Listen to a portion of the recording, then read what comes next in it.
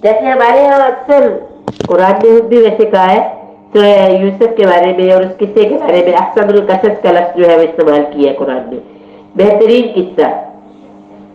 لیکن اس کے اندر کتنی باتیں ہیں ہمارے لیے اور کتنے مطلب کیا اس سے ہم نے سیکھنا ہے، کیا ہم نے اس سے لینا ہے، کیا سبق ہے میرے اور آپ کے لیے۔ اس واقعہ کو بیان کرنا اللہ تعالیٰ نے کیوں اتنا ڈیٹیل کے ساتھ سے بیان کیا ہے، تو یہ اصل بات ہے کہ ہم واقعات سے کیا سیکھ رہے ہیں اور ہمیں سیکھنا کیا ہے۔ ہمارے لوگ کہتے ہیں بہت ہی پیارا قصہ ہے، بڑا مزہ آتا ہے پڑھنے میں، تو مزے کے علاوہ اس میں کیا ہے جو ہم نے لینا ہے، یہ اصل بات ہے کہ اللہ تعالیٰ نے جتنے بھی قصے بیان کیے ہیں، جتنے بھی واقعات بیان کیے ہیں، ان سب کے اندر ہمارے لیے کچھ نہ کچھ عبرت موجود ہوتی ہے، سبق موجود ہوتا ہے۔ تو وہ سبق جو ہے نا، اس کے لیے ہمیں وقت بھی لگانا ہے، صلاحیتیں بھی لگانی ہے، محنت کرنی ہے، پڑھنا ہے، نہیں سمجھ آئی کوئی بات بار بار پڑھے، بار بار پڑھے کہ اللہ مجھے دینا کیا چاہ رہے ہیں، یہ قصہ بیان کیوں کیا جا رہا ہے، کیوں قرآن کے اندر یہ آیا ہے۔ جیسے حضرت موسیٰ کا قصہ آتا ہے، بار بار وہ واقعہ ہم پڑھ رہے ہوتے ہیں جس میں وہ فرعون کے پاس جاتے ہیں اور حضرت موسیٰ کی اور اس کی جو گفتگو ہے وہ بار بار قرآن میں آ رہی ہوتی ہے، تو وہاں پہ کیا مقاصد ہے بیان کرنے کی، کیوں اللہ تعالیٰ اس تذکرے کو بار بار کر رہے ہوتے ہیں؟ اصل میں امت کو بتایا یہ جا رہا ہے کہ یہ آپ کے کرنے کا کام ہے، جہاں آپ نے خرابی دیکھنی ہے، جہاں آپ نے کوئی کمزوری دیکھنی ہے، جہاں آپ نے اسلام سے ہٹ کے کوئی طریقہ دیکھنا ہے، تو وہاں آپ نے خاموش نہیں ہونا، اللہ کا پیغام لے کے پہنچ جانا ہے اور اصلاح کرنی ہے اور دعوت دینی ہے اور پورے دلائل کے ساتھ بات کرنی ہے، قائل کرنا ہے، انہیں اس بات کے لیے آمادہ کرنا ہے، ان کے دل جو ہے اس کا ملان اس کی طرف لے کے آنا ہے۔ یہ امت کی ڈیوٹی ہے کہ امت اس کام کو کرے گی، تو اس کے لیے اللہ تعالیٰ ہمیں مختلف جو ہے وہ واقعات، کبھی حضرت شعیب کا واقعہ آ جاتا ہے اور کبھی حضرت نوح علیہ السلام کی بات اللہ تعالیٰ کرتے ہیں، کبھی حضرت یوسف علیہ السلام کا تذکرہ کرتے ہیں۔ اصل میں ہماری ذہن سازی یہ کی جاتی ہے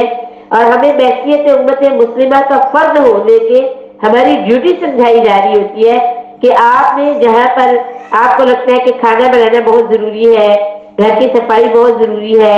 اپنے بچوں کو دیکھنا بہت ضروری ہے، یہ سارے کام بہت ضروری ہے، اسی طرح کا بلکہ اس سے زیادہ اہم کام یہ ہے کہ آپ نے اللہ کا یہ جو دین ہے اس کے نفاذ کی جدوجہد کرنی ہے، اور جب تک یہ دین اسلام نافذ نہیں ہو جاتا آپ بیٹھ نہیں سکتے، آپ کسی اور چیز کو اس کے اوپر اہمیت نہیں دے سکتے، یہ آپ کا ذاتی فرض ہے۔ یہ بات پہلے پارے سے شروع ہو گئی، وَإِذْ قَالَ رَبُّكَ لِلْمَلَائِكَةِ إِنِّي جَاعِلٌ فِي الْأَرْضِ خَلِيفَةً، ہم نے آپ کو خلیفہ بنایا ہے، ہم نے آپ کو اپنا نائب بنایا ہے، ہم نے آپ کی ڈیوٹی یہ لگا دی ہے کہ ہماری طرف سے آئے ہوئے احکامات کو اپنی زندگی میں بھی لے آؤ اور اس قانون کو پوری پوری دنیا کے اوپر لے کے نافذ کرنا ہے۔ قرآن کی دعوت کو لے کر اٹھو اور پوری دنیا پر چھا جاؤ، یہ میری اور آپ کی ڈیوٹی ہے۔ ہر اس بندے کی یہ ڈیوٹی ہے جس نے لا الہ الا اللہ پڑھا ہے، جس نے محمد رسول اللہ صلی اللہ علیہ وسلم جو ہے ان کو اپنا نبی، اپنا رہبر اور اپنا جو ہے وہ پیشوا مانا ہے، اس کی یہ ڈیوٹی ہے کہ وہ رسول اللہ صلی اللہ علیہ وسلم کے اس پورے نظام کو اس دنیا کے اوپر نافذ کرے، اور جب تک یہ نظام نافذ نہیں ہوتا تب تک میں اور آپ نہیں بیٹھ سکتے۔ جب یہ نظام نافذ ہو جائے گا پھر ہم جو ہے وہ فارغ ہوں گے، پھر ہمارا آپ جیسے جو ہے وہ بیٹھیں گے گھروں کے اندر، جب تک یہ کام نہیں ہوتا ہم نہیں بیٹھ سکتے۔ تو یہاں پر ان چیزوں کو بیان کرنے کا یہی مقصد ہے، اور اس طرح سے کہ پہلے ہم یعنی پوری ترتیب اور تدریج کے ساتھ ہم آگے بڑھ رہے ہوں، اس کو پڑھنے والے ہوں، اس کو سمجھنے والے ہوں، اس کو سیکھنے کی کوشش کریں، اپنی زندگی کے اندر اس کو پریکٹیکل لے کے آئے، اپنے گھر کے اندر اس کو نافذ کریں، اپنے گلی محلے کے اندر اس کو نافذ کریں، اور پھر اپنے وطن عزیز کے اندر اسلامی قیادت کو ہم لے کے آئے اور ساری قیادت کی جدوجہد کریں، اور جب تک وہ قیادت آتی نہیں ہے ہم اس وقت تک جو ہے جو ہم سے ہو سکتا ہے وہ ہم کریں گے، اور ہمیں کرنا ہے، یہ ہماری ڈیوٹی جو ڈیوٹی ہے، جو ذمہ داریاں ہیں ان کے اندر شامل ہے۔ اگلی چیز ہے متشابہات، تو متشابہ وہ چیز ہوتی ہے جس کو ہماری عقل نہیں سمجھ سکتی، جسے ہم حواس ہمسا کے ذریعے محسوس نہیں کر سکتے، وہ ہے متشابہ چیز۔ جیسے اللہ کی ذات ہے، فرشتے ہیں، جنت ہے، دوزخ ہے، اور قبر کے اندر کا جو معاملہ ہے، ان چیزوں کو ہم محسوس نہیں کر سکتے. تو یہ متشابہات ہے،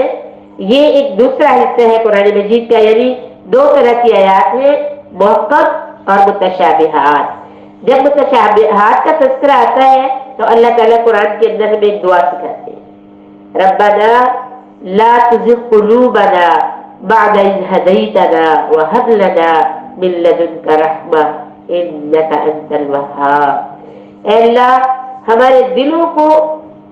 ایمان اور ہدایت کے بعد کجی کی طرف نہ موڑنا، تیرے راستے کی طرف نہ لے جانا، ہمیں ہدایت کے اوپر، یعنی ہمارا مفہوم ہم چاہتے یہ ہے کہ ہمیں ہدایت کے اوپر استقامت عطا فرما، مضبوطی عطا فرما، ثبات عطا فرما. تو گویا ہم اللہ تعالیٰ سے یہ دعا کر رہے ہیں کہ ہمیں اپنے خزانہ فیض سے رحمت عطا فرما، بے شک تو ہی سب سے بڑا فیاض ہے. بخشش یعنی ہمیں یہ چیزیں عطا کرنے والی تیری ہی ذات ہے. اس کے بعد اگلی چیز جو آئی ہے سبق کے اندر، وہ حج کے حوالے سے تذکرہ آیا ہے، جو ہمارے کرنے کے اہم کاموں میں سے ہے. میں نے پہلے بھی یہ بات جو ہے وہ کی ہے کہ جو ہے نا دورہ قرآن کے اندر یہ 2 گھنٹے کے اندر ہم پارے کو نہ تو اس طرح سمجھ سکتے ہیں اور نہ ہی کوئی زیادہ علم حاصل کر سکتے ہیں. یہ تو بس اللہ کا بڑا شکر کہ جو ہمیں آنے کی توفیق دیتا ہے اور ہم قرآن کے ساتھ ٹچ ہو رہے ہیں. یوں آپ سمجھ لیں جیسے کسی گہرے عمیق سمندر کے کنارے پہ آ کے کھڑے ہو اور ہم اس کو کچھ سمجھنے کی کوشش کر رہے ہو، کچھ پہچان رہے ہو، کچھ اس کے بارے میں جان رہے ہو تھوڑا بہت، اور پھر اس کے بعد اگلا سارا کام شروع ہوگا. تیرنے کا طریقہ کیا ہے، اس سے کچھ حاصل کرنے کا طریقہ کیا ہے، گہرائی میں کیسے اترنا ہے، نفع کیسے کمانا ہے، یہ بات کی زندگی میں ہمیں ساتھ ساتھ پھر کرنا ہوگا. یہ ہم کریں گے تو ہمیں فائدہ پہنچے گا. تو یہ گویا ایک تعارف ہے ہلکا پھلکا جو صورتوں کا ہمارے سامنے آ رہا ہے، یہ ایک خلاصہ چند باتیں ہمارے سامنے آتی ہیں، ورنہ یہ عمیق اور گہرا سمندر یہ 2 گھنٹوں کے اندر اس سے ہم کچھ احاطہ نہیں کر سکتے. کچھ ہم مطلب ہمارا مقصد یہ ہوتا ہے کہ ایک دفعہ ہم گزرے یہاں سے، ہمیں تھوڑا سا تعارف ملے آخر اس کتاب میں کیا بات ہے، قرآن کہتا کیا ہے. تو جتنی اللہ کی توفیق ہوتی ہے اپنا ہم سمجھتے ہیں، اور ہمارا جو ذمہ داری ہے وہ بڑھ رہی ہے کہ ہم اب اس قرآن کو ٹائم دینے والے بن جائیں، اس کو سمجھنے والے بن جائیں، اور یہ اپنے اوپر اپنے اندر یہ ذمہ داری اور یہ احساس پیدا کرے کہ ہم نے آرام سے اس وقت تک نہیں بیٹھنا جب تک اس قرآن کا نظام نہیں نافذ ہو جاتا. ہم نے اس کے لیے بھرپور کوشش کرنی ہے انشاءاللہ. اگلا جو ہے وہ حج کے حوالے سے تذکرہ آیا ہے. تو حج جو ہے کیا چیز ہے، حج کس میں سے ہے؟ ہمارے فرائض میں، ارکان میں سے، اسلام کے جو بنیادی 5 رکن ہیں ان میں سے ایک رکن ہے اور یہ فرائض میں شامل ہے. تو حج جو ہے آپ سبھی واقف ہیں، حج کہاں پہ ہوتا ہے، حج مخصوص دنوں میں ہوتا ہے، اس کی پوری ایک تاریخ ہے حج کی، وہ بھی آپ جانتے ہی ہوں گے حج کی کیا تاریخ ہے اور کس طرح سے اللہ تعالیٰ نے مطلب یہ پورا جو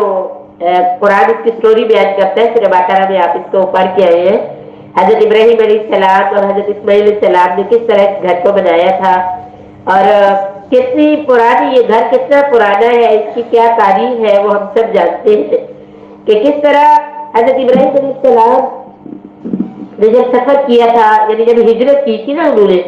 سب سے پہلے جب ان کی زندگی میں ہمیں یہ چیز نظر آتی ہے کہ وہ ہدایت کے بڑے ہی طالب تھے اور بڑی تڑپ تھی ان کے اندر. اور جب کہ انہوں نے جس گھر میں آنکھ کھولی تھی اس گھر میں وہ اس دور کے مطابق، یعنی مشرک جو ہے شرک کرنے والے جو لوگ تھے، ان کے والد خود بت بناتے تھے، اور یہ صرف بت نہیں بناتے تھے بلکہ یہ ان مشرکوں کے پیشوا امام تھے. بہت بڑی ان کی وہاں پہ ایک کہہ لیں کہ شخصیت تھی، ان کا ایک مقام تھا ان کے والد کا ان لوگوں میں. تو اس گھر میں حضرت ابراہیم پیدا ہوتے ہیں اور وہ سارا تذکرہ قرآن بھی بیان کرتا ہے، ہم اکثر سنتے رہتے ہیں. اس کے بعد جب والد کے ساتھ سب سے پہلی مخالفت والد نے کی، اور اس کے بعد جو ہے پھر اس دور کا جو بادشاہ تھا یعنی حکومت کے ساتھ ٹکراؤ ہوا، اور حکومت نے بھی جو ان کے لیے سزا مقرر کی تھی وہ بھی ہمیں قرآن نے بتائی کہ ان لوگوں نے آگ جلا کے اس میں پھینکنے کی کوشش کی اور پھینکا بلکہ، لیکن اللہ تعالیٰ نے کس طرح حضرت ابراہیم علیہ السلام کو معجزاتی طور پہ اس بہت ہی بلند آگ جس کے شعلے، تاریخ کہتی ہے اتنے بلند تھے کہ چڑیا اگر اڑتی ہوئی اوپر سے گزرتی تھی تو وہ گزر نہیں سکتی تھی، وہ جل جاتی تھی، اس قدر آگ جلائی تھی جس کے اندر حضرت ابراہیم کو انہوں نے ڈالا، اور اللہ تعالیٰ نے حضرت ابراہیم علیہ السلام کی ایک بال جو ہوتا ہے نا بال، اس کو بھی جلنے نہیں دیا۔ اور قرآن کہتا ہے، اللہ تعالیٰ خود کہتے ہیں یا نار کونی، ہم نے کہا ہے آگ بردن و سلاما، ٹھنڈی ہو جا، سلامتی والی، بردن ٹھنڈی ہو جا، کہ وہ آگ جس کو ڈیوٹی یہ دی گئی ہے کہ جو تیرے اندر آئے گا وہ جل جائے، تیرا کام تو جلانا ہے، لیکن بردن ٹھنڈی ہو جائے، وسلاما اتنی ٹھنڈی نہ ہونا کہ ابراہیم کو کوئی نقصان پہنچے، ٹھنڈ بھی نقصان دیتی ہے تو نقصان نہ پہنچے، ایسی کہ جیسے کوئی ماں اپنے بچے کو اپنی گود میں لیتی ہے تو وہ محفوظ ہو جاتا ہے، اس طرح کی بن جائے ابراہیم علیہ السلام کے لیے۔ اور وہ اللہ تعالیٰ اتنا یہ بڑا معجزہ تھا، لیکن ایسے وہ ہٹ درم لوگ تھے، کوئی بندہ اس چیز کو دیکھ کے مسلمان نہیں ہوا، کچھ بھی ان پہ اثر نہیں ہوا۔ اور اس کے بعد جو ہے انہوں نے ہجرت کی، اور ہجرت کر کے وہاں سے جب چلے گئے تو فلسطین کے اندر، یعنی آگے جب وہ ہجرت کر کے جاتے ہیں تو وہاں پر پھر ایک اور آزمائش پہ آ جاتی ہے۔ وہاں کے بادشاہ کو پتہ چلتا ہے کہ حضرت ابراہیم اور ان کی جو بیوی ان کے ساتھ ہے انتہائی خوبصورت حضرت سارہ، تو وہ بڑا ہی کوئی بد اخلاق اور بد کردار کا شخص تھا، اس نے ان دونوں کو اپنے دربار میں بلوا لیا، اور مقصد یعنی اس کا نگاہ اس کی ٹھیک نہیں تھی۔ حضرت سارہ نے دعا مانگی اللہ تعالیٰ سے کہ اللہ تو میری مدد فرما سکتا ہے، تو ہی میرا، تجھی پر توکل کیا ہے، پیچھے بھی تو نے ہمارا ساتھ دیا، اب بھی تو ہی دے گا۔ تو تاریخ یہ بات کہتی ہے کہ جب وہ شخص جو ہے وہ حضرت سارہ کو دیکھتا ہے اور ان کی طرف بڑھتا ہے، ہاتھ آگے بڑھاتا ہے تو اس کا ہاتھ شل ہو جاتا ہے، کام نہیں کرتا۔ وہ فوراً محسوس کر لیتا ہے وہ بادشاہ، وہ شخص سمجھ جاتا ہے کہ یہ کوئی عام عورت نہیں ہے، یہ کوئی خاص ہی عورت ہے، تو وہ کہتے ہیں، یعنی وہ ارادہ کر لیتا ہے کہ یہ اس پہ ہاتھ ڈالنا جو ہے وہ اتنا آسان نہیں ہے، اور یہ کوئی خاص معاملہ ہے، تو پھر وہ ان سے کہتا ہے کہ میرے لیے دعا کرو، میں آپ کو چھوڑ دیتا ہوں۔ اور اس کے بعد وہ اپنی بیٹی کو جو ہے وہ حضرت سارہ کو بطور خدمت کے انہیں تحفہ پر پیش کرتا ہے۔ تو حضرت حاجرہ کو، اس کی بیٹی حضرت حاجرہ جو، تو حضرت حاجرہ کو حضرت سارہ کو تحفے میں ملتی ہے، اور پھر حضرت سارہ کی کیونکہ اولاد نہیں تھی حضرت ابراہیم علیہ السلام کی، تو وہ انہیں اس عورت کو جو انہیں تحفے میں ملتی ہے وہ اپنے شوہر کو کہتی ہے کہ آپ ان سے نکاح کر لیں، شادی کر لیں، تب وہ شادی ہو جاتی ہے۔ اس کے بعد وہ ہجرت کر کے جب جاتے ہیں، پھر اس کے بعد اللہ تعالیٰ انہیں بیٹا دیتا ہے۔ اس وقت بعض جگہ روایات میں آتا ہے کہ 80 سال اور بعد میں 90 سال کا آتا ہے کہ حضرت ابراہیم علیہ السلام کی عمر تھی جب اللہ تعالیٰ نے ان کو بیٹے کے لیے بچہ نوازا، حضرت اسماعیل اللہ تعالیٰ نے ان کو عطا کی۔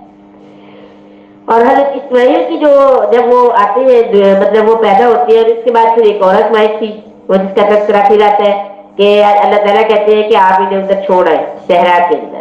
اب جب صحرا کے اندر چھوڑ کے آتے ہیں، اور اس کے بعد وہ سلسلہ ساتھ ساتھ چلے گا ہمارے اس بات کے اندر کہ حضرت وہاں پر جو ہے وہ حضرت آپ ذرا تھوڑی دیر کے لیے تصور کریں بحیثیت ماں کہ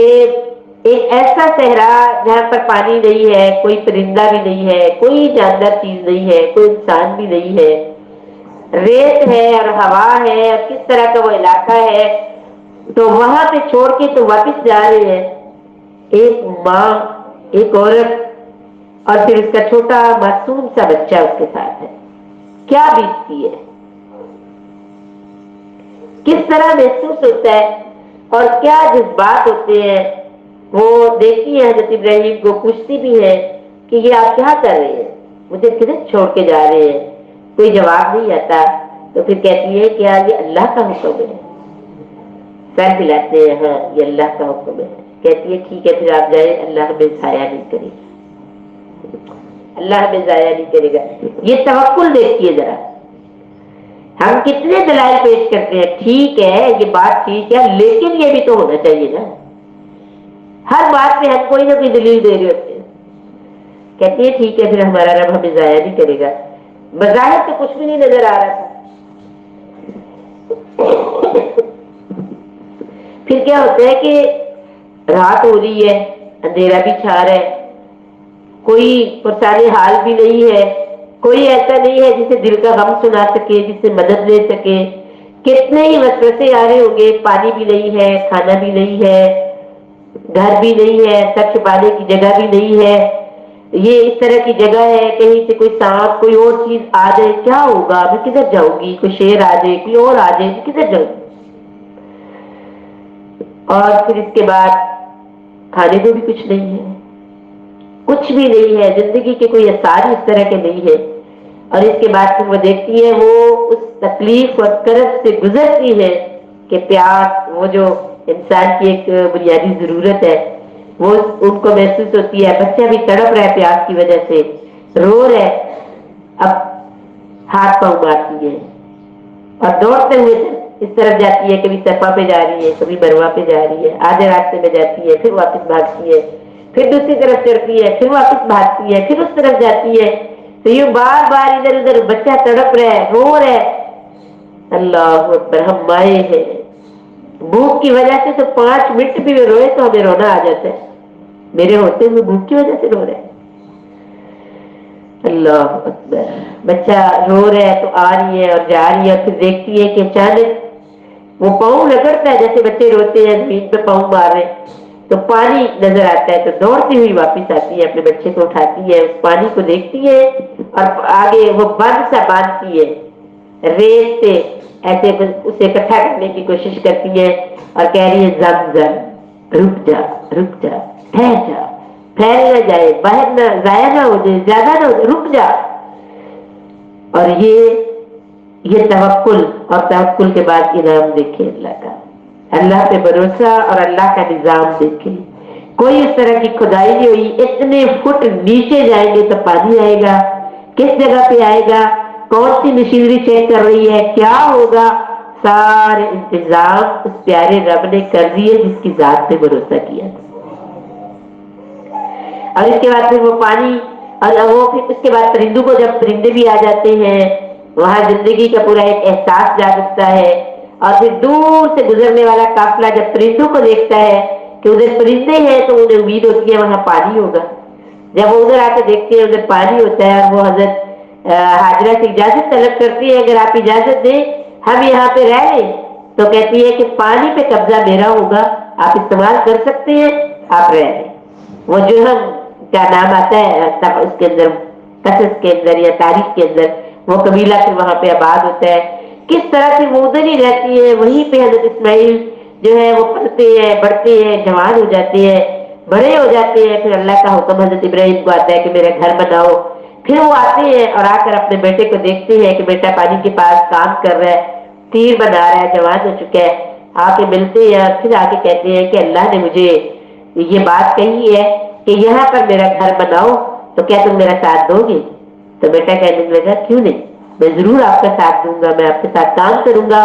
हम घर बनाते हैं। फिर वो दोनों मिलके घर बना रहे हैं, बाप और बेटा। बेटा जो है वो पत्थर उठा उठा के ला रहा है और बाप उसको जो है वो जोड़ रहा है, और घर तामीर हो रहा है। और जब जिस जगह पे हजरत अस्वद है उस जगह पे पत्थर रखने की बारी आती है, तो हजरत इब्राहिम अपने बेटे से कहते हैं इस्माइल कोई अच्छा सा प्यारा सा पत्थर ढूंढ के लाओ, खूबसूरत सा पत्थर लाओ जो इस जगह पे लगाए। और बेटा जब ढूंढने के लिए जाता है और पत्थरों को देख रहा है, अब कोई खूबसूरत पत्थर तलाश कर रहे हैं, तो हजरत इब्राहिम आवाज देते हैं आ जाओ, और वो पत्थर हजरत इब्राहिम लेके आते हैं। और उनके बेटे हजरत इस्माइल कहते हैं ये पत्थर कहाँ से आया? कहते हैं कि अल्लाह ताला ने हजरत इब्राहिम को ये पत्थर दे के भेजा कि यहाँ पर ये वाला पत्थर लगा दे, ये जन्नत से आया है, इंतहाई खूबसूरत पत्थर, सफेद कलर का, बड़ा प्यारा। और अब आता है रिवायात में कि हमारे गुनाहों की वजह से उसका रंग स्याह होना शुरू हो गया और अब वो काला हो गया है। उस पत्थर को लगा देते हैं। फिर अब बुनियाद इतनी ऊपर हो गई थी कि अब नीचे खड़े होके तो उसको मजीद बनाया नहीं जा सकता था। फिर कहते हैं कि इधर पत्थर एक रखा जाए और उसके ऊपर खड़ा होके मैं काम करूं। फिर वो पत्थर भी हज़रत जिब्राइल अलैहिस्सलाम लेके आते हैं, और वो पत्थर जिसको मुकाम इब्राहिम कहा जाता है, उस पर खड़े होके फिर वो घर की तामीर जो है वो दोनों बाप बेटा कर रहे हैं। اور زبان پہ کیا کہہ رہے ہیں؟ ربنا تقبل منا انک انت السمیع العلیم۔ اے اللہ جو تیرا گھر بنا رہے ہیں، جو ہم یہ مستری لگے ہوئے ہیں، مزدور لگے ہوئے ہیں، تیرا کام کر رہے ہیں، تو اس کام کو قبول کر لے۔ تو سننے والا بھی ہے اور جاننے والا بھی ہے، تو اس کی بہترین اجرت ہمیں عطا فرمانا، اور اللہ کی وہ قدردانی دیکھیں کس طرح سے اللہ تعالیٰ جو ہے ان کو دنیا میں بھی اس کا صلہ کہ قیامت تک مقام ابراہیم پر 2 نفل پڑھنے کا حکم دیا گیا،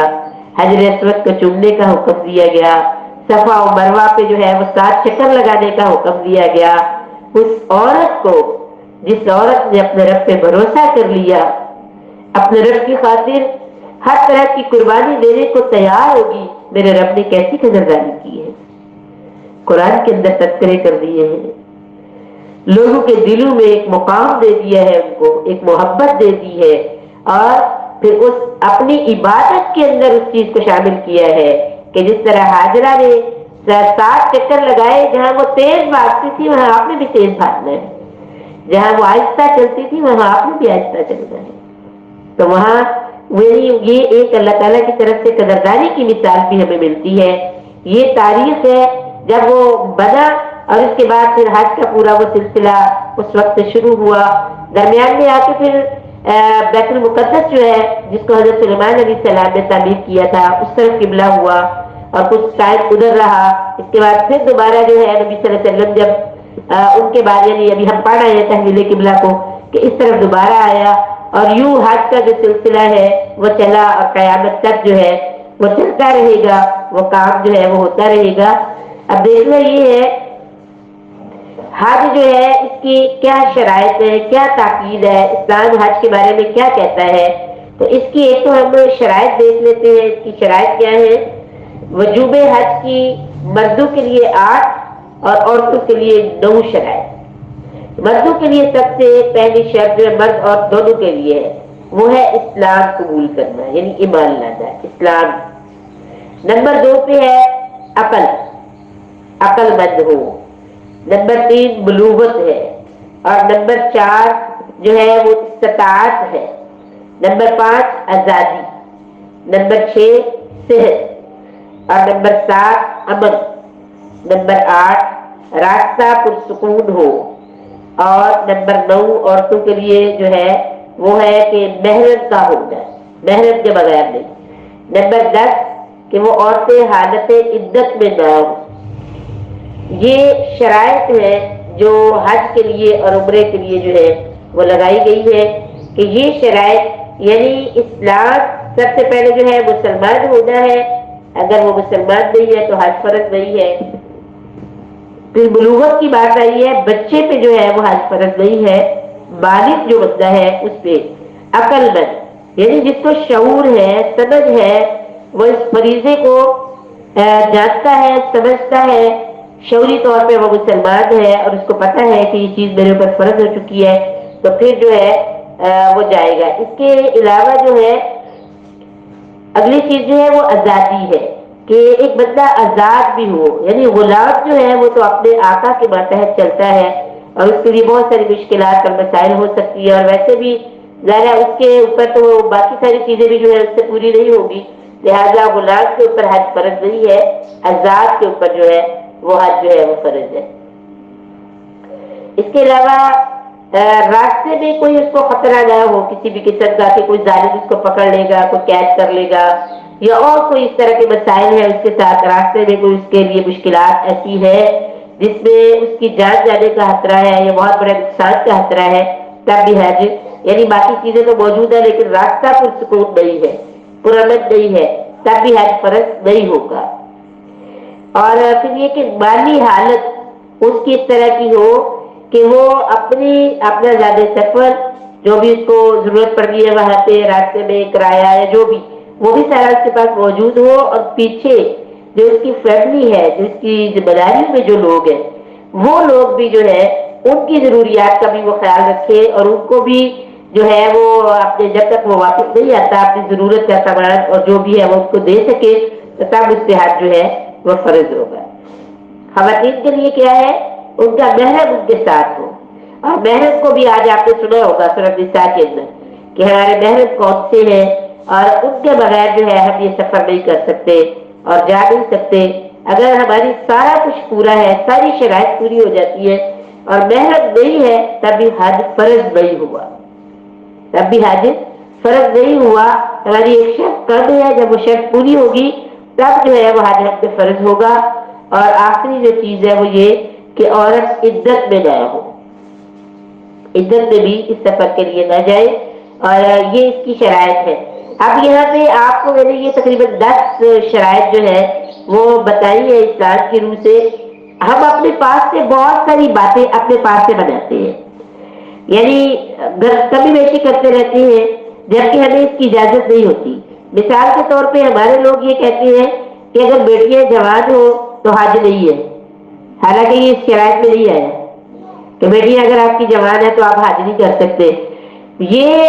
تو بہتر بات ہے کہ فرائض کی ادائیگی اس طرح کی بھی جو ہے وہ ہو جائے، لیکن اگر کسی وجہ سے آپ کی بیٹی کا رشتہ نہیں ہوا یا بھی تعلیم مکمل نہیں ہوئی یا کوئی اور بھی وجہ ہے تو آپ اس کے لیے شادی نہیں کرنا چاہتے جبکہ باقی تمام شرائط حج کی پوری ہو چکی ہے، تو پھر آپ اس کو کیسے کہہ سکتے ہیں کہ بیٹی جوان ہے تو اس لیے حج جو ہے وہ تو ہم پہ بھی فرض نہیں ہوا. جوان بیٹی کی اگر کوئی پیچھے مطلب جیسے کوئی آپ کے محرم رشتوں میں سے بچیوں کا محرم اگر بھائی ہے جوان گھر میں موجود ہے، بھابھی ہے، اسی طرح اگر کوئی خالہ یہ ذمہ داری لے لیتی ہے یا کوئی اور محرم رشتہ اتنے دن ان بچیوں کے پاس رہنے کی، ان کی حفاظت کرنے کی تو ذمہ داری لے لیتا ہے، تو پھر حج ہمیں کرنے کے لیے یہ چیز مانے نہیں ہے. اور اگر ہم رکتے ہیں تو ہمیں اللہ کو جواب دینا ہوگا کہ یہ ادھر ہم نے اپنے پاس سے بنایا ہوا ہے کہ یہ جوان ہے اس وجہ سے، بچے جوان ہے اس وجہ سے ہم حج نہیں کر رہے. اب بچوں کی شادیاں اگر ابھی آپ کا کوئی 2 سال تک یا 3 سال تک ارادہ نہیں ہے، حج آپ پہ فرض ہو چکا ہے، آپ کے پاس کوئی گارنٹی ہے کہ آپ 2-4 سال اور جی لیں گے اور بیٹیوں کی شادیوں کے بعد آپ حج پہ چلے جائیں گے، تو آپ اپنے رب کو کیا جواب دیں گے؟ اس کی کوئی اور اس کا مطلب وہ جو مسئلہ ہے اس کا کوئی حل نکالا جائے. اور اگر حج فرض ہو چکا ہے تو ہمیں حج جو ہے وہ کرنا چاہیے. یہ عذر جو ہے آپ نے شرائط دیکھی ہے، ان کے اندر یہ کوئی شرط نہیں آئی کہ آپ کے بچے جوان ہو تو آپ حج نہیں کر سکتے. حج جو ہے بہرحال وہ ہمارے اوپر جو فرض اگر ہو چکا ہے تو اس کی ادائیگی کی ہمیں فکر جو ہے وہ کرنی چاہیے. حضرت ابو ہریرہ فرماتے ہیں کہ نبی صلی اللہ علیہ وسلم نے فرمایا کہ جس نے خدا کے لیے حج کیا، اللہ کو راضی کرنے کے لیے حج کیا، اس کے دوران اس نے نہ کوئی فحش بات کی نہ ہی کسی گناہ کا ارتکاب کیا، تو وہ گناہوں سے ایسے پاک صاف ہو کر لوٹے گا جیسے وہ اس دن تھا جس دن اس کی ماں نے اس کو جنم دیا تھا. اتنا وہ پاک ہو جائے گا اگر وہ حج کو اس طریقے سے کرتا ہے کہ اس میں کوئی فحش کام نہیں کرتا، کوئی بھی ایسا کام، ایسی بات اس کے منہ سے نہیں نکلتی جو اللہ کو پسند نہیں ہے، وہ کوئی گناہ نہیں کرتا، تو وہ گناہوں سے ایسے پاک ہو جاتا ہے جیسے اس کی ماں نے اس کو جنم دیا تھا تو وہ پاک تھا. حضرت ابو ہریرہ ہی بیان کرتے ہیں کہ آپ صلی اللہ علیہ وسلم نے فرمایا خدا کے مہمان 3 ہیں، 3 لوگوں کو اللہ کہتا ہے یہ میرے مہمان ہیں. وہ کون سے 3 لوگ ہیں؟ اللہ کے راستے میں جہاد کرنے والا، حج کرنے والا اور عمرہ کرنے والا. اس کو نسائی نے روایت کیا ہے، یعنی یہ حدیث جو ہے بیان تو حضرت ابو ہریرہ نے کی ہے، نسائی کی کتاب میں موجود ہے. حضرت عائشہ بیان کرتی ہے کہ میں نے عرض کیا کہ خدا کے رسول صلی اللہ علیہ وسلم ہم جہاد کو سب سے افضل عمل سمجھتی ہے، سب سے افضل عمل ہم جہاد کو سمجھتی ہے، تو کیا ہم جہاد نہ کریں؟ نبی صلی اللہ علیہ وسلم نے فرمایا آپ کے لیے سب سے افضل جہاد حج ہے. حج جو ہے وہی خواتین کے لیے سب سے بڑا جہاد ہے، اور اس کے دوران گناہ نہ کیا جائے تو اس سے بہتر آپ کے لیے کوئی اور عمل نہیں ہے. اسے بخاری نے روایت کیا ہے. اللہ اکبر. حج جب اس کی بہت ساری برکات ہے، یہ ایک اجتماعی عبادت ہے اور اس کی بہت ساری برکات ہے. اس کی کیا برکات جو ہے وہ ہم محسوس کرتے ہیں، یا کون سی برکات جو ہے؟ سب سے پہلی بات تو یہ ہے کہ حج کے دوران انسان کی جو تزکیہ ہوتا ہے، اس کے نفس کا تزکیہ ہوتا ہے، اس کے ذہن کا تزکیہ ہوتا ہے، اور جب وہ ساری لوگ جو حج کرنے پہ جاتے ہیں وہ ایک جیسا لباس پہن لیتے ہیں، سب نے فقیرانہ سا لباس پہنا ہوتا ہے، ایک چادر کے اندر خود کو لپیٹا ہوتا ہے سفید کلر کی، اور بڑی عاجزی اور انکساری ہوتی ہے. کس طرح وہ مردوں کو ہم دیکھتے ہیں ان کے ساتھ ننگے ہوتے ہیں، ایک بازو ننگا ہوتا ہے، چادر لپیٹی ہوئی ہوتی ہے، اور خواتین بھی احرام کی حالت میں جب ہوتی ہے، اور پھر یہ سارے ایک ہی تلبیہ اور ایک ہی اللہ تعالیٰ کو پکار رہے ہوتے ہیں اور کہہ رہے ہوتے ہیں لبیک اللہم لبیک لا شریک لک لبیک ان الحمد والنعمت لک والملک. تو وہ منظر کس طرح کا ہوتا ہے؟ کیسا روح پرور وہ منظر ہوتا ہے، کیسی وہ پکار ہوتی ہے، کس طرح وہ دلوں کے اندر ایک لرزہ ہوتا ہے، زبان کے اوپر وہ جو الفاظ جاری ہوتے ہیں، کس طرح کا وہ منظر ہوتا ہے. اور سب لوگ ایک ہی بات کر رہے ہوتے ہیں حاضر ہوں اے اللہ میں حاضر ہوں، تیرا کوئی شریک نہیں، میں حاضر ہوں، ساری حمد تیرے لیے ہے، تعریف تیرے لیے ہے، تیرا کوئی شریک نہیں ہے، میں حاضر نہیں. ایک اس وقت جو احساس یہ بھی ہوتا ہے کہ کوئی بڑا اور کوئی جو ہے وہ زیادہ مان والا یا کم مان والا یا زیادہ خوبصورت یا کم خوبصورت، یا کوئی کسی قبیلے سے تعلق رکھتا ہے، کسی کا کوئی برادری ہے، خاندان ہے، کاسٹ کسی کی کوئی ہے، سب کی ایک ہی بات ہے، سب وہاں پر یکساں ہو جاتے ہیں اور عاجزی اور انکساری اور سب سے زیادہ بڑائی اس وقت اللہ کی بیعت کی جا رہی ہوتی ہے. تو اس وقت ہمارے نفس کا تزکیہ ہو رہا ہوتا ہے کہ ہم سب ایک ہیں، اللہ کی نظر میں سب ایک ہے، اللہ کے گھر میں سب ایک ہے. تو جو یعنی وہاں جا کے جو ایک اندر کی روح کی جو پاکیزگی حاصل ہوتی ہے بندے کو، اور پھر یہ جو ہمارے اندر جو آپس میں ایک دوسرے کے ساتھ جو ہے وہ یہ گدگد محسوس ہوتی ہے، ایک جیسا بن جاتے ہیں، تو اس کی بڑی برکات ہوتی ہے، اس کا جو ہے وہ بڑے اثرات ہوتے ہیں اس چیز کے بھی، کہ کس طرح سے جب ہم واپس آتے ہیں تو اس احساس کو باقی رکھنا یہ ہمارا کام ہے کہ ہم اپنے اس احساس کو باقی رکھیں کہ اب واپس آ گئے ہیں تو ہمیں یاد رہنا چاہیے کہ ہم کتنی مشقت سے وہاں پہنچے، اور وہاں جا کے اپنے رب کو آوازیں لگائی، پھر اپنے رب کو راضی کیا. جو آپ سے رب نے کہا ہے کہ مطلب اللہ تعالیٰ اس کو ایسے صاف کر دیتے ہیں جیسے اس کی ماں نے آج بھی اس کو جنم دی ہے. تو اب جب ہم واپس آئے ہیں اپنے گھر کے اندر آئے ہیں، اس دوبارہ اس ماحول کے اندر آئے ہیں، یہاں میرے عزیز رشتے بھی ہیں، یہاں میرے ہمسائے بھی ہیں، یہاں مجھ سے محبت کرنے والے بھی ہیں، یہاں مجھ سے اختلاف کرنے والے بھی ہیں، وہی ماحول ہے، میں واپس آ گئی ہوں. تو اب تقاضا تو یہ بنتا ہے کہ میں اب اللہ کے حکم کو پہلی ترجیح ملے. ایک دفعہ میں نے اپنے سارے گناہ دھلوائے ہیں، بڑی مشقت کی ہے، بڑی محنت کی ہے، تو آپ اس کے بعد واپس آ کے اپنے آپ کو کتنا مجھے تبدیل کرنا ہے، یہ اس کی برکات ہوتی ہے. ہماری نمازیں درست ہو جائے، ہم نماز کو اول وقت میں پڑھنے والے بن جائے، اللہ کے ساتھ جو ہمارے تعلقات اور اللہ کے جو حقوق ہے انہیں بھی ہم پورے طریقے سے ادا کرنے والے بن جائے، اور اللہ کے بندوں کے ساتھ بھی جو ہمارے معاملات ہیں وہ اللہ کی کتاب قرآن کی ہدایت کے مطابق سارے ہونے لگ جائیں، سب کے ساتھ معاملہ اسی طرح کا ہو جس طرح کا اللہ نے ہمیں حکم دیا ہے. اس کے علاوہ ہم اپنی مرضی کہیں پہ بھی نہ کرنے والے ہوں، ہم اس چیز کو سنبھال کے رکھیں کہ میرے رب نے مجھے پوری طرح معاف کر دیا ہے. رسول اللہ صلی اللہ علیہ وسلم نے یہ خوشخبری سنائی ہے کہ جس نے حج یا عمرے کے دوران گناہ نہ کیا، فحش کام نہ کیا، تو وہ بالکل پاک صاف ہو جاتا ہے. تو اب اس کو اپنی موت تک اس چیز کی حفاظت کرنا یہ بھی ہماری ڈیوٹیز میں آتا ہے کہ ہم پوری طرح اس چیز کی حفاظت کریں کہ ہم اسی طرح اپنے رب کے ساتھ واپس جائیں گے اپنے رب کے پاس کہ ہمارے گناہ دھلے ہوئے ہوں، ہم بالکل اجلے اور بکھرے ہوئے ہوں، صاف ستھرا دل ہو، صاف ستھری زبان ہو، صاف ستھری آنکھیں ہو، صاف ستھرے کان ہو، یہ کان جھوٹ سننے والے نہ ہو، یہ زبان جھوٹ بولنے والی نہ ہو، یہ آنکھیں فحش دیکھنے والی نہ ہو، پاک صاف ہو کے ہم اپنے رب کے پاس پہنچے. اس نے ایک دفعہ ہمیں پاک کر دیا ہے، صاف کر دیا ہے. تو اس چیز کی ہم بہت ساری حفاظت کرنے والے بن جائیں. اللہ اکبر. اس کے بعد اگلی چیز بڑی ہی پیاری آیت ہے، یہ بہت ہی پیاری ہے، یہ میرے دل کو لگتی ہے، آپ لوگوں کے دل کو بھی یہ لگتی ہوگی. وساریو الی مغفرہ، دوڑو دوڑو، الی مغفرہ، مغفرت کی طرف دوڑو. من ربی کو، اپنے رب کی طرف دوڑو. وجنہ، اس کی جنت کی طرف دوڑو. کیسی ہے وہ جنت؟ ارضها السماوات والارض، اس کی چوڑائی زمین و آسمان جیسی ہے. عدت، وہ تیار کر دی گئی ہے کس کے لیے؟ للمتقین، متقین کے لیے. آگے متقین کی صفات. اب دوڑ ادھر لگ رہی ہے میری اور آپ کی. کیا؟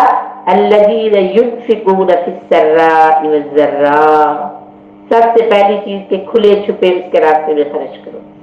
ينفقون، خرچ کرو، فی السراء والضراء، تنگی میں بھی، خوشحالی میں بھی، کھلے اور چھپے بھی.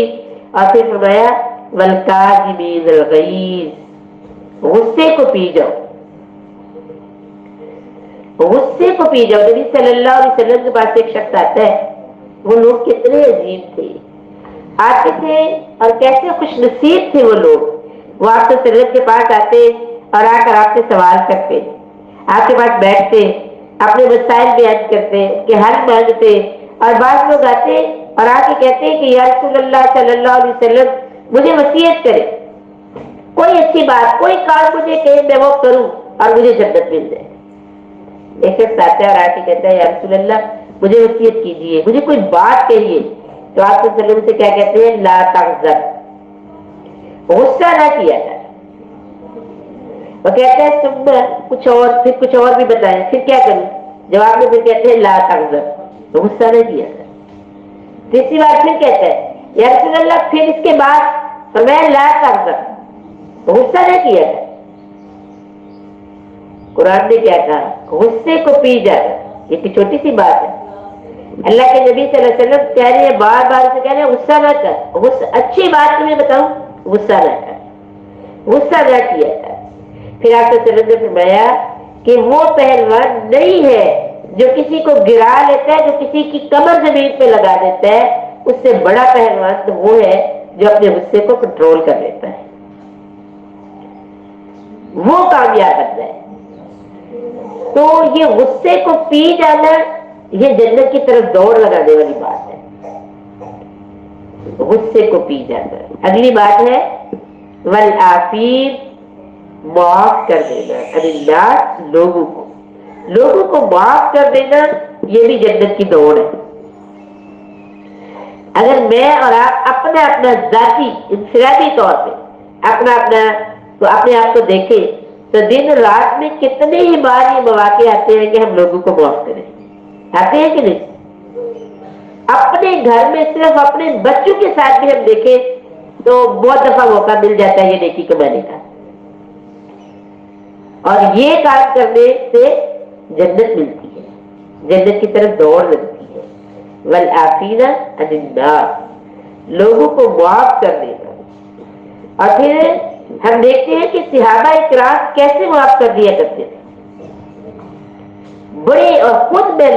لاڈلے نبی حضرت محمد رسول اللہ صلی اللہ علیہ وسلم نے کیسے کیسے لوگوں کو معاف کر دیا. اور معاف اس وقت کیا جب پورا بدلہ لینے پہ قادر تھے. لوگ ڈر کے بھاگ رہے تھے، گھبرا رہے تھے، پریشان ہو رہے تھے. آج تو فاتح بن کے آگے ہیں، ہم نے مجبور کیا تھا ہجرت کرنے پہ، ہم نے تو بڑا کچھ کیا تھا، اب کیا ہوگا؟ فاتح بن کے آئے ہیں اور لوگوں کو معاف کر رہے ہیں. اور معاف بھی میں قربان ہو جو کیسے کیسے لوگوں کو معاف کر رہی ہے میرے نبی صلی اللہ علیہ وسلم. امت کو ایک سبق دے دیا کہ معاف کرنا کس کو کہتے ہیں.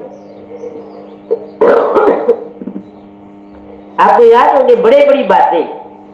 نبی صلی اللہ علیہ وسلم کے پاس ایک شخص آتا ہے، آ کے کہہ رہے ہیں یا رسول اللہ صلی اللہ علیہ وسلم مجھے کلمہ پڑھا دیجیے. اور آپ صلی اللہ علیہ وسلم उससे बात उसे पूछते हैं, उसने काम किया है, उसे पूछते हैं बताओ ये किया था, कैसे किया था, बता रहे और नबी सल्लल्लाहु अलैहि वसल्लम की आंखें बरस रही है, दिल गम से भर जाता है, आंखें बरसती है, इतने आंसू निकलते हैं कि दाढ़ी तार हो जाती है। वो बात करता है, वो बताता है मैंने ये किया है, और फिर उसके बाद जब सारा वाक्य सुनते हैं, रोते हैं और फिर कहते हैं कि मेरे सामने ना आया करो। ये बंदा कौन है? नबी सल्लल्लाहु अलैहि वसल्लम के प्यारे चचा हजरत हमजा का कातिल। कत्ल भी कैसा किया था? अल्लाहु अकबर। अपनी खुद बताता है मैंने उनको इस तरह मैंने वार किया, वो घोड़े से नीचे गिर पड़े, मैंने उन्हें घसीटा और जारी के पीछे ले गया। वहां जाके फिर मैंने उनको मैंने उनको खत्म कर दिया, मैंने उनका कलेजा उस तलवार से चाक कर दिया, ये जगह मैंने खोल दी, फिर मैंने इसको निकाला और मैंने उनकी एक एक आंखें मैंने उनकी निकाल दी, कान भी मैंने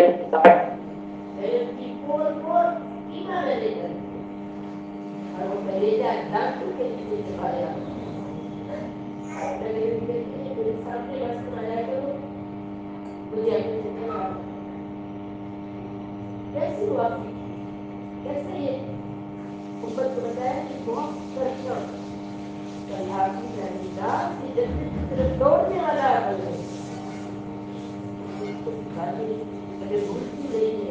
बात में गौर करने वाले जरूर कर दे, बात में देखो क्या है, फलाने के सामने ये बात कैसे बात कर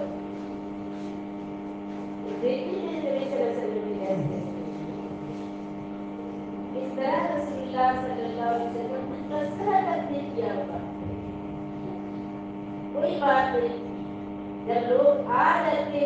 और आकर कहते कि अल्लाह के रसूल कलमा पढ़ा दीजिए, अल्लाह पूछते हमेशा सारे बाकी कहते या रसूलुल्लाह सल्लल्लाहु अलैहि वसल्लम मैं बैठ कर आप सल्लल्लाहु ने हाथ रख दिया, उसने हाथ दिया, आप सल्लल्लाहु ने फरमाया क्या हुआ, कहने लगा मेरी कुछ शराइत है, आप सल्लल्लाहु ने फरमाया ऐसा कर मुझे ये बताए कि मैंने तो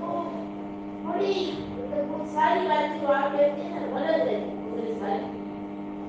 आपने कहा जिना करना गुनाह है, आप कहते हैं झूठ बोलना गुनाह है, आप कहते हैं चोरी करना गुनाह है, आप कहते हैं रूह को पूछना गुनाह है, आप कहते हैं माँ बाप की नाफरमानी गुनाह है, मैंने तो सारा कुछ किया। मेरी शर्त ये है मेरे गुनाह में है, मुझे माफ करके दे, मुझे इस पे कोई सुधार नहीं। मेरे प्यारे का खुदा सल्लल्लाहु अलैहि वसल्लम ने कि मुझे नहीं पता कलमा पढ़ लेने से जब बंदा किस्मत से मुसलमान होता है, दायरे इस्लाम के अंदर दाखिल होता है, कलमा पढ़ता है, अल्लाह उसके सारे गुनाह माफ करता है, अल्लाह उसको पाक कर देते हैं। तो क्या कहा कि अल्लाह उसको माफ कर देते हैं, उसके सारे गुनाह जो है वो झाड़ देते हैं। क्या आपको नहीं पता? तब वो शख्स क्या कहते हैं, अब मुझे अपना हाथ आगे करते या रसूल अल्लाह, मैं अपना हाथ आपके हाथ में देता हूँ, अगर वाकई मेरे इन सारे गुनाहों पे कलम फिर जाएगा और मुझे आप माफ कर देंगे तो मैं आपसे बैत कर लेता हूँ।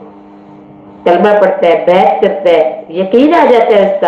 उसको कि मेरे साबिका गुनाह माफ हो जाएंगे। फिर उसके बाद उनकी जिंदगी किस तरह की हो जाती है।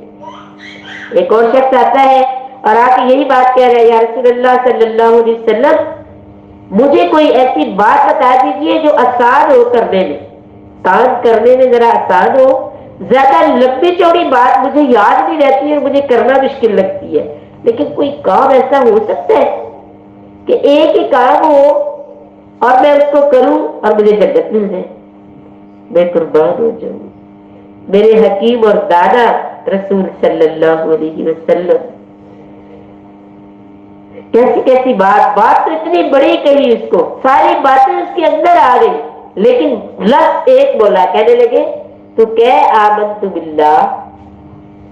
कह, और इसके बाद क्या कर सुम्मा इस्तक़िम, डट जा, कायम हो जा, जन्नत तुझे मिल जाएगी। बात तो सारा इहाता कर दिया, لیکن وہ کہہ رہے میں لمبی چوڑی یاد نہیں رکھ سکتا،